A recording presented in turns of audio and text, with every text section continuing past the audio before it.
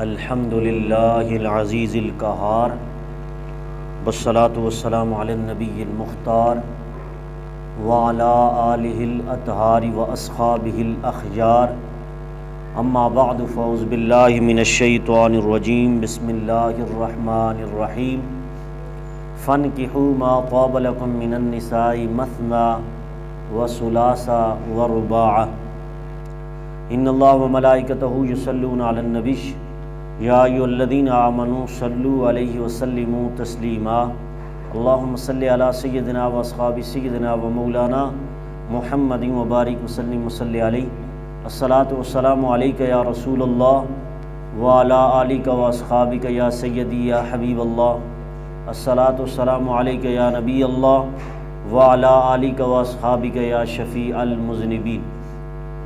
اللہ تبارک و تعالیٰ جل جلالہ و عم نوالہ وعظم شانہ و اتم برہانہ کی حمد و ثناء اور حضور سرور کائنات جناب محمد الرسول اللہ صلی اللہ علیہ وسلم کے دربار گور میں ہدیہ درود و سلام عرض کرنے کے بعد نہایت ہی معزز سامعین و ناظرین، اللہ رب العزت کا لاکھ لاکھ شکر ہے کہ اللہ رب العزت کا مقدس دن ہمیں جو اس نے اپنے حبیب کے صدقے نصیب فرمایا، اور اس کا لاکھ لاکھ شکر یہ کہ آج کے اس مقدس دن میں اپنے پیارے محبوب جناب محمد الرسول اللہ صلی اللہ علیہ وسلم کے دربار گور میں گلہ عقیدت اور ان کی شان اور معروضات کے حوالے سے ہم سب کو سننے کی توفیق عطا فرمائی۔ حضرات محترم، گزشتہ جمعۃ المبارک جیسا کہ ہماری 5 نشستیں اختیارات مصطفیٰ کے حوالے سے چل رہی تھی، آج انشاءاللہ عز و جل 6ٹی قسط بھی اسی حوالے سے ہوگی آپ احباب کے سامنے کہ حضور نبی کریم علیہ الصلوۃ والسلام کو اللہ رب العزت نے کتنے اختیارات عطا فرمائے۔ گزشتہ جمعۃ المبارک جیسا کہ ابن ماجہ کی حدیث نمبر 3314 اور اسی طرح مسند احمد کے اندر حدیث نمبر 480 اور اسی طرح مسند احمد کے دوسرے مقام پر 3218 ابن ماجہ سے یہ روایتیں 3 مقامات سے بیان کی تھی کہ حضور نبی کریم علیہ الصلوۃ والسلام کو اللہ رب العزت نے یہ اختیار عطا فرمایا کہ حضور حرام بھی کر سکتے ہیں، حلال بھی کر سکتے ہیں۔ تو اس حوالے سے 2 مردار جو بغیر ذبح کے میرے نبی علیہ الصلوۃ والسلام نے ان کو حلال قرار دیا، وہ مچھلی اور ٹڈی کے حوالے سے کہا گیا تھا، اور 2 خون جو قرآن کی روح سے حرام تھے مطلقاً، میرے نبی نے 2 خونوں کو حلال قرار دیا، فرمایا تلی بھی کھا لو، کلیجی بھی کھا لو۔ تو یہ جمے ہوئے خون تھے، اس حوالے سے وہ بغیر ذبح کے جو چیز مر جائے وہ مردار ہوتی ہے۔ مچھلی کو بھی جب ہم سمندر سے یا دریا سے نکالتے ہیں تو ہم کہتے ہیں جلدی سے مر تاکہ ہم تجھے کھائیں، تو اس لیے مچھلی بھی میرے نبی علیہ الصلوۃ والسلام کی حدیث کے مطابق اس کو میرے نبی نے اس کو جائز قرار دیا، حلال قرار دیا، اور ٹڈی بھی بغیر ذبح کے کھانے کے لیے میرے نبی علیہ الصلوۃ والسلام نے اپنا یہ اختیار بیان فرمایا۔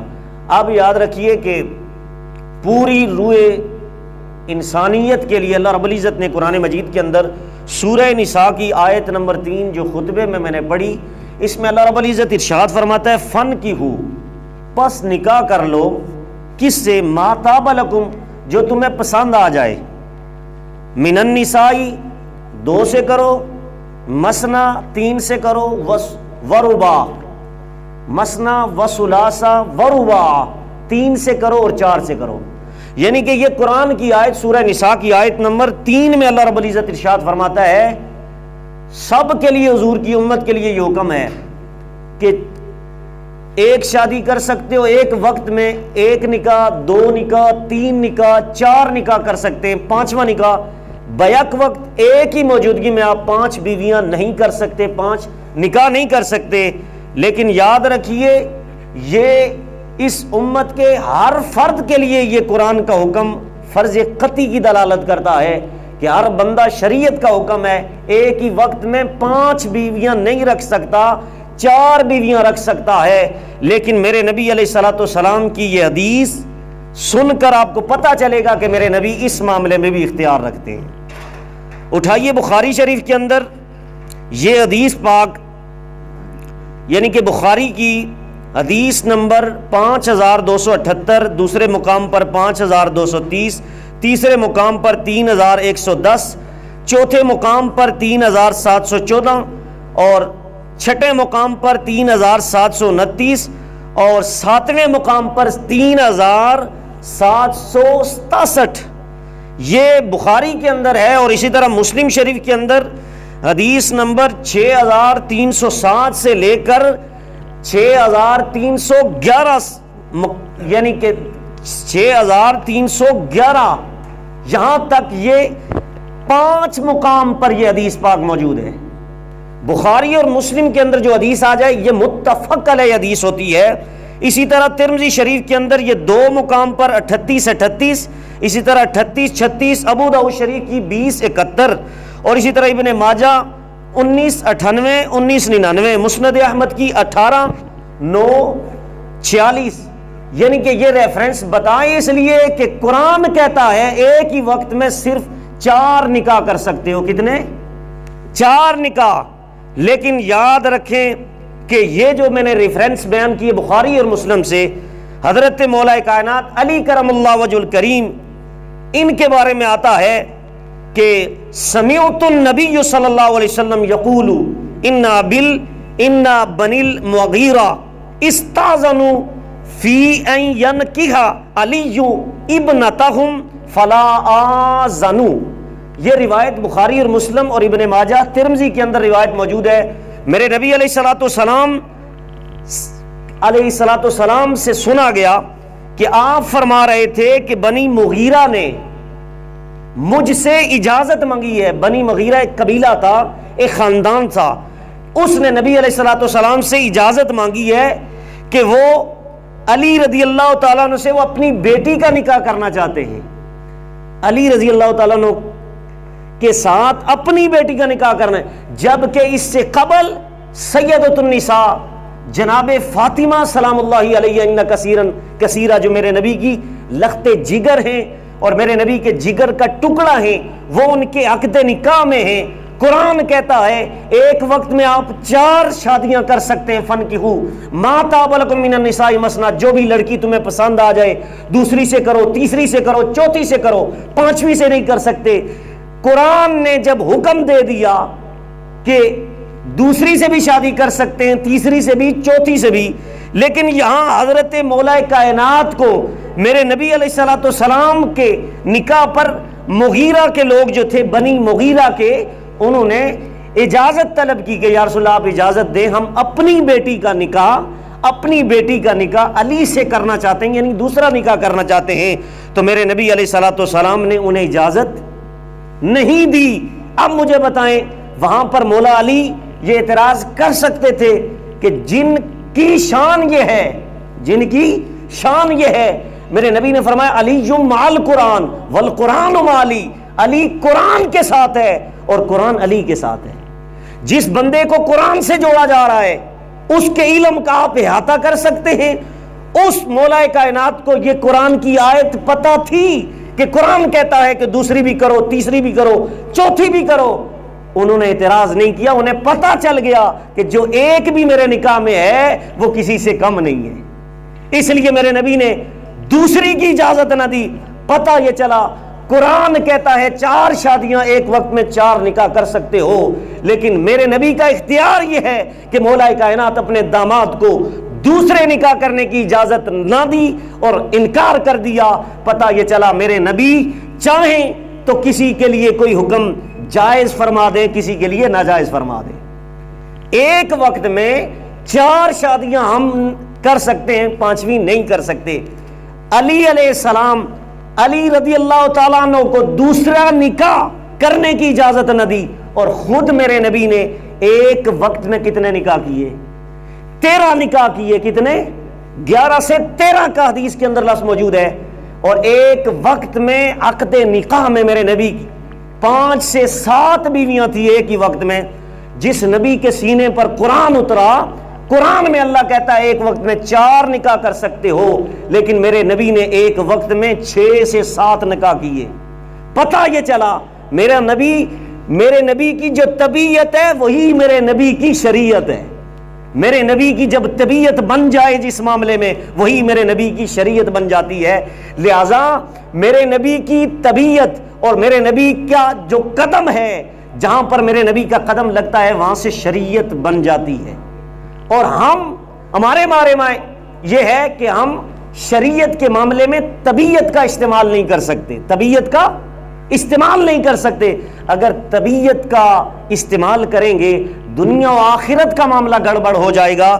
تو اس لیے علی پاک کو دوسرا نکاح کرنے کی اجازت نہ دی, اور خود میرے نبی نے ایک وقت میں 5 سے 7 نکاح کر کے بتایا, میں چاہوں تو 7 نکاح ایک وقت میں کر سکتا ہوں, نہ چاہوں تو علی کو دوسرا نکاح کرنے کی اجازت نہیں دے سکتا. یہی قرآن کا فلسفہ ہے. ہمارے لیے معاملہ اور ہے, علی کے لیے معاملہ اور ہے, نبی کے لیے معاملہ اور ہے. تو پتہ یہ چلا میرے نبی نے ایک ہی وقت میں 4 سے زائد نکاح کیے. ٹوٹل میرے نبی کی 13 ازواج تھی. تو اس سے یہ پتا چلا میرے نبی خود نکاح جتنا زائد کرنا چاہیں کر سکتے ہیں, اور کسی اور کو دوسرا نکاح نہ کرنے کی اجازت دے تب بھی میرے نبی یہ اختیار رکھ سکتے ہیں. آگے چلیے میرے نبی علیہ الصلوۃ والسلام کی شان سنیے. قرآن کے اندر 2 مقام پر آیات موجود ہیں. اللہ رب العزت نے قرآن مجید کے اندر سورہ بقرہ کے اندر سب سے بڑی جو آیات ہے, قرآن کے اندر سب سے بڑی جو سورت ہے اسی کے اندر سب سے بڑی جو آیت ہے, آیت یا ایھا الذین آمنوا اذا تداینتم بدین الی اجل مسمى فاکتبوا ولیکتب بینکم کاتب. یہ یعنی کہ بہت بڑی آیت ہے قرآن کے اندر. یہ سورہ بقرہ کی آیت نمبر 282 ہے, آیت نمبر 282. اب سنیے قرآن اور نبی کی شان. قرآن کہتا ہے وَاسْتَشْهِدُوا شَهِيدَيْنِ مِن رِجَالِكُمْ, میرا رب فرماتا ہے فَإِن لَّمْ يَكُونَ رَجُلَيْنِ فَرَجُلٌ وَامْرَأَتَانِ مِمَّن تَرْضَوْنَ مِنَ الشُّهَدَاءِ. میرے اللہ کا قرآن کہتا ہے جب تم نے کوئی معاملہ کرنا ہے 2 گواہ بنا لو. کتنے گواہ؟ کوئی بھی معاملہ دنیا کا فیصلہ معاملہ کرنا ہو, کسی کو گواہ بنانا ہو, 1 نہیں بنانے 2 گواہ بنانے ہیں. نکاح بھی اگر کیا 2 گواہوں کا ہونا ضروری ہے. اگر آپ کے پاس 1 گواہ ہے آپ کی گواہی کو تسلیم نہیں کیا جائے گا. اگر بالفرض آپ کے پاس 1 گواہ مرد ہے, قرآن نے کہا پھر آپ نے دوسرا کام یہ کرنا ہے فَإِن لَّمْ يَكُونَ رَجُلَيْنِ, اگر تمہارے پاس 2 مرد گواہ نہیں ہے, پھر اگر 1 مرد ہے دوسرا مرد گواہ نہیں ہے, تم نے کیا کرنا ہے فَرَجُلٌ وَامْرَأَتَانِ مِمَّن تَرْضَوْنَ مِنَ الشُّهَدَاءِ, پھر تم نے 2 عورتیں اور 7 گواہ بنا لینی ہیں. اگر ویسے اگر گواہی دلوانی ہے تو 2 گواہوں سے دلوانی ہے, ہوں مرد, دونوں سکہ ہوں, دونوں صادق ہوں, دونوں امین ہوں, 2 مرد ہوں. اگر 2 مرد نہیں ہے تو 1 مرد ہے, پھر 1 مرد کے ساتھ پھر 2 عورتیں اور ملا لو جو تمہاری گواہی دیں, کیونکہ قرآن نے 2 مردوں کی گواہی کو مستحکم قرار دیا ہے. اب قیامت تک فیصلہ ہے. جب عدالت میں بھی اور اس کے علاوہ کسی عدالت میں بھی آپ بیٹھیں گے تو قرآن کی روح سے تمہیں 2 گواہوں کی ضرورت ہے. کتنے؟ 2 گواہوں کی ضرورت ہے. اسی طرح دوسرے مقام پر سورہ طلاق کی آیت نمبر 2 میں رب پھر کہتا ہے وَاشْهِدُوا ذَوَيْ عَدْلٍ مِّنْكُمْ. قرآن کہتا ہے دوسرے مقام پر سورہ طلاق کی آیت نمبر 2 میں بھی قرآن کہتا ہے اپنوں میں 2 سکہ گواہ کر لو, 2 مستند جو سچے اتھینٹک والے ہوں, جو سچ بولنے والے ہوں, جو اچھی گواہی دینے والے ہوں, جو علم والے ہوں, سمجھدار ہوں. سکہ کو گواہ کر لو 2. قرآن کے اندر 2 آیتیں 2 گواہوں کی دلالت کرتی ہیں. اب قانون بن گیا قرآن کا, اب قانون بن گیا اسلام کا, اب قانون بن گیا دین کا. جب بھی گواہی لینی ہے دو مرد اگر دو مرد نہیں ہیں پھر ایک مرد کے ساتھ دو عورتیں، یہ گواہی مانی جائے گی قیامت تک۔ لیکن سنیے میرے نبی کی شان کا عالم کیا ہے۔ میرے نبی منڈی میں سودا کرنے کے لیے جا رہے ہیں۔ منڈی میں جس طرح منگل کے دن یہاں ہمارے باراکوں میں بکریوں کی منڈی لگتی ہے، بے پواری آتے ہیں، اسی طرح میرے نبی ایک دن منڈی میں سودا کرنے کے لیے کچھ اپنی سواری لینے کے لیے میرے نبی چلے گئے۔ بخاری کے اندر حدیث موجود ہے، بخاری کے اندر حدیث نمبر 2807، اسی طرح 4047، اسی طرح 4049، 4784، اسی طرح اور تیسرے مقام پر، چوتھے مقام پر 4669، اسی طرح 4986، 7191، 7425، 7 مقام پر بخاری کے اندر یہ روایت موجود ہے۔ اسی طرح سنن نسائی شریف کی حدیث نمبر 4661، ابو داؤد شریف کے اندر 3607، اسی طرح مسند احمد بن حنبل کے اندر حدیث نمبر 21668 اور 63 حدیث موجود ہے۔ لیکن ابو داؤد شریف کے حرف میں پڑھ رہا ہوں، میرے نبی منڈی میں جب چلے گئے وہاں میرے نبی کو ایک گھوڑا پسند آ گیا۔ میرے نبی کو گھوڑا پسند آ گیا، قربان ہو جائیں اس گھوڑے پر جو میرے نبی کو پسند آ گیا۔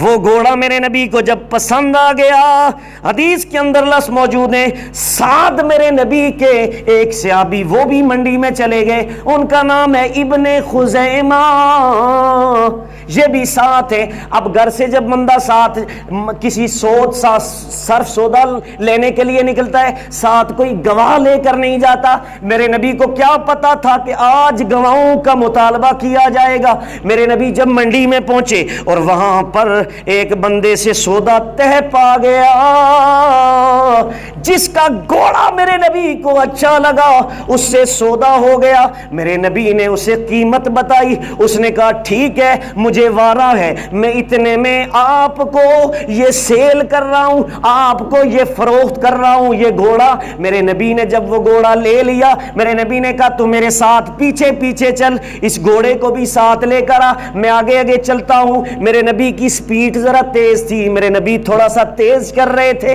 ویسے بھی میرے نبی کے لیے پوری زمین کو رب نے سمیٹ کے رکھ دیا۔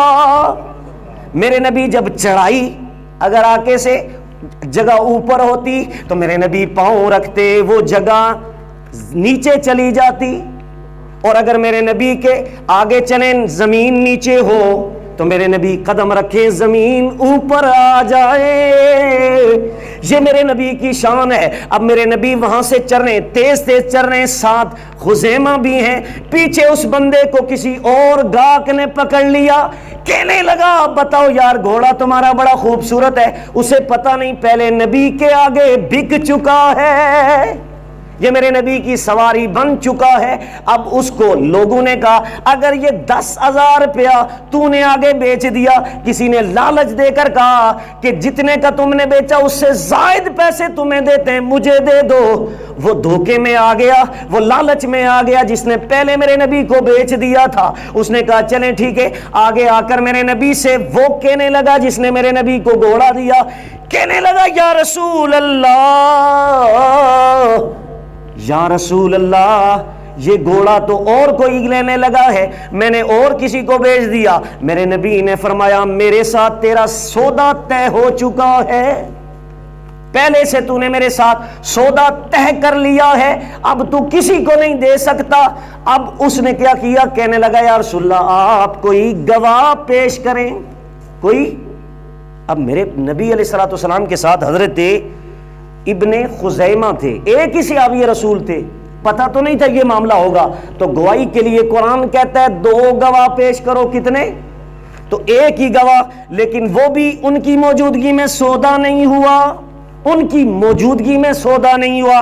سامنے کھڑے ہیں میرے نبی علیہ الصلوۃ والسلام کے سامنے وہ بندہ کہنے لگا آپ گواہی پیش کریں، آپ گواہی پیش کریں کہ یہ آپ نے خریدا ہے یا کہ نہیں. اگر کوئی گواہی دے دے تو گھوڑا آپ کا ہے. میرے نبی علیہ الصلوۃ والسلام یوں آگے پیچھے دیکھنے لگے. سامنے حضرت خزیمہ کھڑے ہیں، آئے دوڑ کر اس بندے کے سامنے کہنے لگے میں گواہی دیتا ہوں کہ میرے نبی نے تجھ سے یہ گھوڑا خریدا ہے. جس وقت اس نے گواہی دی معاملہ ختم ہو گیا. گواہی دے کر میرے نبی علیہ الصلوۃ والسلام نے وہ گھوڑا لے لیا. راستے میں میرے نبی نے حضرت خزیمہ سے پوچھا بتا تو صحیح او یار تو نے گواہی کیوں دی؟ تو تھا ہی نہیں. گواہی تو وہ دیتا ہے جو حاضر بھی ہو ناظر بھی ہو، جو حاضر بھی ہو جو ناظر بھی ہو. حضرات محترم، جب میرے نبی نے حضرت ابن خزیمہ سے پوچھا کہ تو نے کیوں گواہی دی تو خزیمہ نے بڑی لطیف بات کی. کہنے لگا بتصدیق کا یا رسول اللہ، یا رسول اللہ آپ مجھ سے یہ کہہ رہے ہیں کہ میں تھا ہی نہیں تو گواہی دے دی. تو یاد رکھیے میں نے گواہی آپ کی صداقت کی دی ہے. آپ ہی کے کہنے پر تو ہم نے اللہ کو مانا ہے، آپ ہی کے کہنے پر ہم نے جہنم کو مانا ہے، آپ ہی کے کہنے پر سارے نبیوں کو مانا ہے، ساری کتابوں کو مانا ہے. یا رسول اللہ آپ کی سچائی پر، آپ کی صداقت پر میں نے گواہی دی ہے. تو میرے نبی اتنے خوش ہوئے. میرے نبی نے کہا تو نے یہ صلہ دیا، اب سن قیامت تک میں کہتا ہوں کہ یہ جو خزیمہ ہے یہ اب ایک جب بھی کسی کی گواہی دے گا تو یہ ایک کی گواہی نہیں ہوگی، دو کے مقابلے میں گواہی ہوگی. تو قیامت تک ایک خزیمہ کو دو گواہیوں کے برابر قرار دیا. پتہ یہ چلا قرآن کہتا ہے ایک وقت میں دو گواہ ہوں، لیکن حضرت خزیمہ کو میرے رب ذوالجلال نے حضرت جناب محمد رسول اللہ صلی اللہ علیہ وسلم کے وسیلے سے اور میرے نبی کی گواہی دینے کی وجہ سے میرے نبی نے قیامت تک حضرت خزیمہ کو یہ مقام عطا کر دیا. جب بھی یہ گواہی دے گا اس کی گواہی دو گواہیوں کے برابر ہوگی، یہ سمجھا جائے گا کہ دو بندوں نے گواہی دی ہے. حضرات محترم، یہ تھے حضرت خزیمہ جن کو اللہ رب العزت نے یہ مقام عطا کیا ہے کہ ایک ہی وقت میں یہ گواہی اگر چاہیں تو دو بندوں کے مقابلے میں یہ گواہی دے سکتے ہیں. آگے چلیے میرے نبی علیہ الصلوۃ والسلام ان کا مقام کیا ہے، ان کی شان کیا ہے کہ جتنے اختیارات اللہ رب العزت نے میرے محبوب علیہ الصلوۃ والسلام کو اللہ رب العزت نے عطا کیے ہیں، اتنے شانیں کسی نبی کو اللہ رب العزت نے عطا نہیں کی. قرآن کے اندر قرآن کہتا ہے کہ یہ نبی اتنی شان والا ہے کہ اگر کسی کی موت کا وقت آئے ایک سیکنڈ آگے نہیں ہوتا، ایک پیچھے نہیں ہوتا. اینما تکونوا یدرککم الموت ولو کنتم فی بروج مشیدہ، کہ دبوچ لیتی ہے جہاں کہیں بھی تم چھپ جاؤ اسی وقت آ کر اسرائیل تمہاری روح کو قبض کر لے گا. لیکن میرے نبی علیہ الصلوۃ والسلام کو امر کن تکوینی اختیارات اللہ رب العزت نے جو عطا کیے ہیں اس کے بارے میں سنیے. میرے نبی علیہ الصلوۃ والسلام کی شان یہ ہے، حضرت عائشہ صدیقہ فرماتی ہیں بخاری شریف کے اندر حدیث نمبر 4435، اسی طرح 4437، 4463، یعنی کہ درجنوں مقامات پر مسلم شریف کے اندر 6297، ابن ماجہ 1620 نمبر ہے حدیث کا. میرے نبی علیہ الصلوۃ والسلام کی زوجہ محترمہ حضرت خمیرہ رضی اللہ تعالیٰ عنہ، یہ حضرت عائشہ صدیقہ کا جو نام میرے نبی نے لاڈ سے لیا وہ نام ہے حضرت خمیرہ رضی اللہ تعالیٰ عنہ. میرے نبی علیہ الصلوۃ والسلام کی زوجہ فرماتی ہیں کہ انہو لم یقبض نبی حی یرا مقعدہ من الجنہ ثم یحیی او یخیر. میرے نبی علیہ الصلوۃ والسلام کی یہ زوجہ فرماتی ہیں کہ اللہ رب العزت اس وقت تک کسی نبی کو بھی آدم علیہ السلام سے لے کر عیسیٰ علیہ السلام تک اور عیسیٰ کے بعد میرے نبی کی شان، یعنی کہ سارے نبیوں کی شان یہ ہے کہ اللہ رب العزت انہیں اس وقت تک ان کی روح قبض ہی نہیں کرتا کہ زندگی میں ہی اللہ رب العزت انہیں یہ اختیار عطا کر دیتا ہے کہ تم زندہ رہنا چاہتے ہو یا دنیا سے جانا چاہتے ہو. تو پتہ یہ چلا کہ باقی کسی کے لیے بھی ایک سیکنڈ نہیں ہے، لیکن اللہ رب العزت نے سارے نبیوں کو یہ اختیار عطا کر دیا، جب چاہیں دنیا سے جائیں، جب چاہیں دنیا میں رہیں۔ اس حدیث سے پتہ چلا سارے نبیوں کی یہ شان ہے، لیکن بالخصوص جب میرے نبی کے وصال کا وقت قریب آیا تو پھر کیا ہوا، سنیے میرے نبی علیہ الصلوۃ والسلام جس وقت ان کے وصال کا وقت قریب آیا، جمعے کا خطبہ میرے نبی ارشاد فرما رہے، آخری خطبہ تھا میرے نبی کا، اور یاد رکھیے آخری خطبے میں میرے نبی علیہ الصلوۃ والسلام کے جو پیغام تھے وہ بھی خاص تھے کہ اس کے بعد میرے نبی نے کوئی خطبہ نہ دیا، کوئی تقریر نہیں کی، وہ آخری تقریر تھی۔ بخاری شریف کے اندر حدیث نمبر 466، 35، 3654 اور اسی طرح 39004، مسلم شریف 6170 اور اسی طرح 6169، ترمذی شریف کے اندر 3632 اور مسند احمد کی 1115 حدیث کا نمبر ہے۔ میرے نبی علیہ الصلوۃ والسلام جمعے کے دن خطبہ دے رہے ہیں، اور میرے نبی علیہ الصلوۃ والسلام قال خطب رسول اللہ صلی اللہ علیہ وسلم الناس وقال ان اللہ خیر عبدا بین الدنیا وبین ما عند اللہ قال فبقى ابو بکر فتعجلنا لبقائه ان يخبر رسول اللہ صلی اللہ علیہ وسلم عن عبد خیر وكان رسول اللہ صلی اللہ علیہ وسلم مخیر وكان ابو بکر هو عالمنا۔ یہاں سے حضرت ابو بکر صدیق کی خلافت کا بھی پتہ چلے گا کہ اللہ رب العزت نے ساری کائنات میں نبیوں کے بعد سب سے بڑا عالم اگر کسے بنایا ہے تو وہ مولا حضرت ابو بکر صدیق کی ذات ہے، مولا حضرت ابو بکر صدیق کی ذات ہے۔ میرے نبی نے ارشاد فرمایا اللہ رب العزت نے ایک بندے کو اختیار دیا ہے، کیا دیا ہے؟ اختیار دیا ہے۔ ہماری آج چھٹی تقریر ہے اس حوالے سے کہ نبیوں کو اللہ رب العزت نے اختیار دیا، اور بالخصوص میرے نبی کو اللہ رب العزت نے اختیار دیا۔ موت کے معاملے میں میرے نبی نے خطبہ دیا جمعے کے دن کہ اللہ رب العزت نے ایک بندہ خاص کو موت اور زندگی کے درمیان اختیار دیا ہے۔ اب میرے نبی نے یہ بھی بتا دیا اختیار جب دیا گیا تو اس بندے نے اللہ کی بارگاہ میں جانا پسند کر لیا ہے، اللہ کی بارگاہ میں جانا پسند کر لیا ہے۔ تو جو ہی یہ لفظ میرے نبی کے سنے تو میرے نبی علیہ الصلوۃ والسلام کے یہ یار غار سیدنا ابو بکر الصدیق افضل الانبیاء سارے نبیوں کے بعد حضرت ابو بکر الصدیق رضی اللہ تعالیٰ عنہ جو ہی یہ تقریر سنی میرے نبی کی کہ ایک بندے کو اختیار دیا گیا ہے، وہ اللہ کا بندہ خاص ہے، اور اس بندے نے رب کی بارگاہ میں جانا قبول کر لیا، جو ہی یہ لفظ سنے تو حضرت ابو بکر فبقا ابو بکر، حضرت ابو بکر صدیق نے دارے مار کر رونا شروع کر دیا۔ ساتھ اور کئی صحابہ تھے، اٹھ کر کھڑے ہو گئے، ابو بکر کیا ہو گیا تجھے؟ میرے نبی نے اپنے بارے میں تو نہیں کہا، کسی بندے کے بارے میں کہا، لیکن یہ ابو بکر وہ ہیں راز کی باتیں، یہ میرے نبی کے وہ رازدان صحابی ہیں، جو بھی راز کی باتیں تھی وہ حضرت ابو بکر صدیق کو اللہ رب العزت نے حضور کے صدقے سے عطا فرما دی، وہ باتیں، وہ علم۔ تو جس وقت وہ بندوں نے اعتراض کر دیا کہ بھائی آپ اپنے بارے میں تو نہیں کہہ رہے، وہ کسی بندے کے بارے میں، تو چند دن کے بعد جب میرے نبی کا وصال ہو گیا تو پھر لوگوں کو پتا چلا کہ ابو بکر سچ کہہ رہا تھا، ابو بکر سمجھ گیا تھا کہ بندہ خاص مصطفیٰ کریم کی ذات ہے کہ جن کو اللہ رب العزت نے زندگی اور موت کے درمیان اختیار دیا گیا تھا۔ تو اس وقت سب صحابہ کرام کا اجماع ہو گیا، سب صحابہ کرام کا یہی جملہ تھا، وہ کہنے لگے وَكَانَ أَبُو بَكْرٍ هُوَ أَعْلَمُنَا، سارے صحابہ کا اجماع ہو گیا کہ ہم سب سے بڑا عالم ابو بکر ہے، سب سے بڑا علم والا ابو بکر ہے، کیونکہ اس کو اللہ رب العزت نے علم ایسا عطا کیا کہ اس کو چھپے چھپائی باتیں جتنی بھی تھی، جتنی بھی دنیاوی علوم تھے، ظاہری باطنی علوم تھے، حضور کے صدقے اللہ رب العزت نے انہیں عطا کیے، اسی لیے ان کو پتہ چل گیا ہے یہ حضور کی ذات ہے۔ تو اب سنیے، جب میرے نبی کا وصال آیا، بخاری شریف کے اندر حدیث پاک موجود ہے، میرے نبی علیہ الصلوۃ والسلام کے پاس 3 دن تک جبریل امین آتے رہے۔ کتنے دن تک؟ میرے نبی علیہ الصلوۃ والسلام کا دروازہ گھر میں اجرے مبارک کا دروازہ کھٹکھٹاتے رہے، اندر سے آواز آئی آج حضور کی طبیعت خراب ہے، مرض الموت۔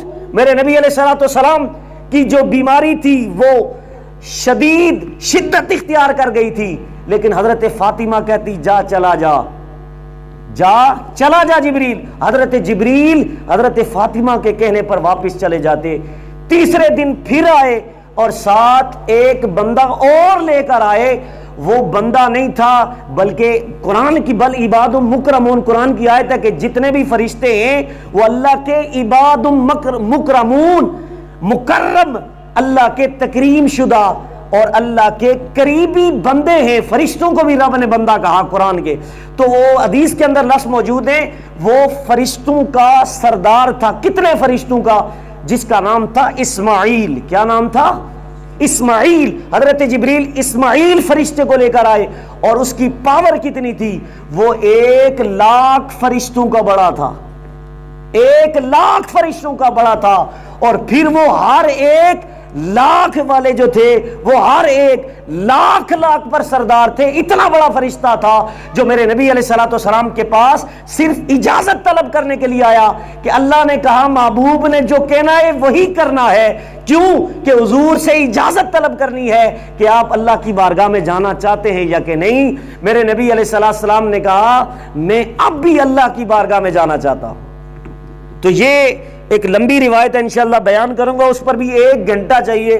یہ جو روایت ہے کہ جس وقت وہ اجازت طلب کی گئی تھی کہ میرے نبی علیہ الصلوۃ والسلام نے فرمایا پھر مجھے اپنی امت کے بارے میں خدشہ ہے کہ میری امت کی کس طرح روحیں قبض کی جائیں گی۔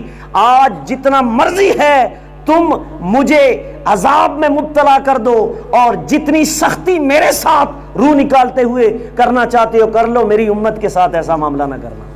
یہ میرے نبی کا پیار تھا۔ وصال کے وقت بھی میرے نبی امت کو نہیں بھولے، اور جب میرے نبی کا میلاد ہوا تب بھی میرے نبی فرما رہے تھے اللہ میری امت کو بخش دے۔ حضرات محترم، اس نبی پر ہم درود و سلام کیوں نہ پڑھیں، اس نبی کی شان کیوں نہ بیان کریں؟ آتے ہوئے بھی امت کے لیے، جاتے ہوئے بھی امت کے لیے میرا نبی رو رہا تھا، میرا نبی پکار رہا تھا اللہ کی بارگاہ میں۔ حضرات محترم، انشاءاللہ نیکسٹ جمعۃ المبارک ہماری 7ویں قسط اس حوالے سے ہوگی۔ اللہ رب العزت ہم سب کو حضور نبی کریم علیہ الصلوۃ والسلام کی شان کو سمجھنے کی توفیق عطا فرمائے۔ یہ ایک اعلان سماعت فرمائیں، 3 رجب کو انوار مدینہ مسجد میں، 13 رجب کو، یہ رجب کا جو یہ مہینہ چل رہا ہے، جمعرات والے دن، نیکسٹ جو جمعرات آ رہی ہے، اس میں بعض نماز مغرب انوار مدینہ مسجد ایمن ٹاؤن میں، وہاں پر 2-3 بچوں نے حفظ کیا ہے مدرسے میں، تو وہاں پر مولا کائنات مولا علی کرم اللہ وجہ الکریم کی ولادت مولود کعبہ کے حوالے سے، جو ان کی کعبے کے اندر ولادت ہوئی اس کے حوالے سے اور قرآن کی عظمت کے حوالے سے وہاں پر علماء کرام، علامہ طیب ہزاروی صاحب جو خطیب انگلینڈ ہیں وہ تشریف لا رہے۔ تمامی احباب سے گزارش ہے کہ وہاں پر شرکت فرما کر ثواب دار ہیں۔